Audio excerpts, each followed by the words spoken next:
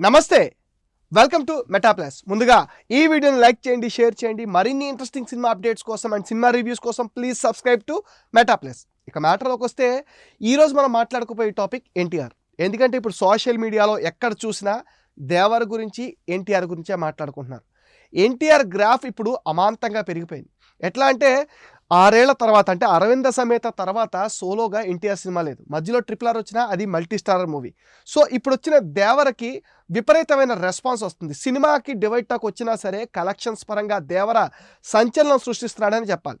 So ఈ గణాంకాల ప్రకారం ఇప్పుడు సోషల్ మీడియాలో కొన్ని మాటలు వినిపిస్తున్నాయి. ఏంటంటే ఇంతకుముందు ఎన్టీఆర్ హిట్ ఇచ్చే డైరెక్టర్ల చుట్టూ తిరిగేవాడు.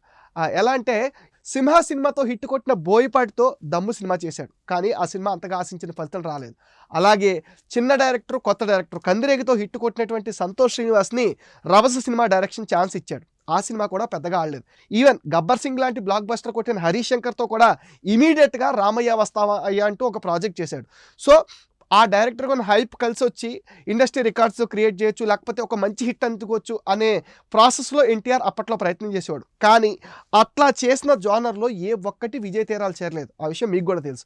కానీ ఇప్పుడు ఎన్టీఆర్ గురించి మాట్లాడుకుంటే ఎలా ఉందంటే, ఏ డైరెక్టర్కైనా డిజాస్టర్ పడితే ఆ డైరెక్టర్ మళ్ళీ హిట్ ట్రాక్ పట్టాలి అంటే ఖచ్చితంగా ఎన్టీఆర్ చేపడాల్సిందే అంటున్నారు.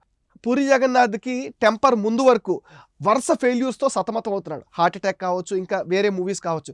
టెంపర్తో బిగ్గెస్ట్ హిట్ అందుకున్నాడు ఎన్టీఆర్ అండ్ పూరి జగన్నాథ్.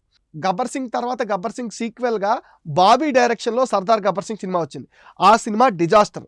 వెంటనే ఎన్టీఆర్ మళ్ళీ జై లవ్ కుశ పేరుతో బాబీకి ఛాన్స్ ఇచ్చాడు. ఆ సినిమా కూడా హిట్. అండ్ అరవింద సమేత అంటే అప్పుడే అజ్ఞాతవాసితో డిజాస్టర్లో పడ్డ త్రివిక్రమ్, మాటల మాంత్రికుడు త్రివిక్రమ్కి అరవింద సమేత చేశాడు. ఆ సినిమా కూడా బ్లాక్ బస్టర్ హిట్.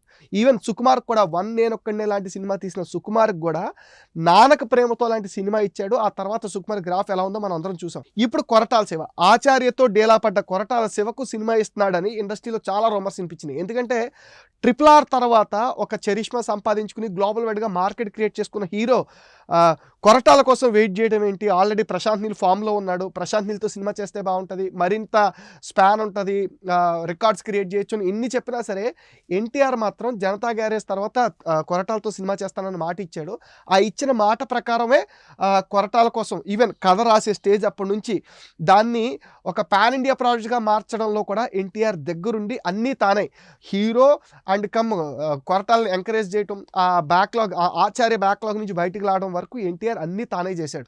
సో ఈ ప్రాసెస్లో ఇప్పుడు వచ్చిన దేవర కూడా రావడం అయితే డివైడ్ టాక్ వచ్చినా కానీ కలెక్షన్స్లో మాత్రం దుమ్ము లేపుతున్నాడు. అది మనం చూసాం. ఫస్ట్ డే కలెక్షన్సే 175 crores, ఇప్పుడు 300+.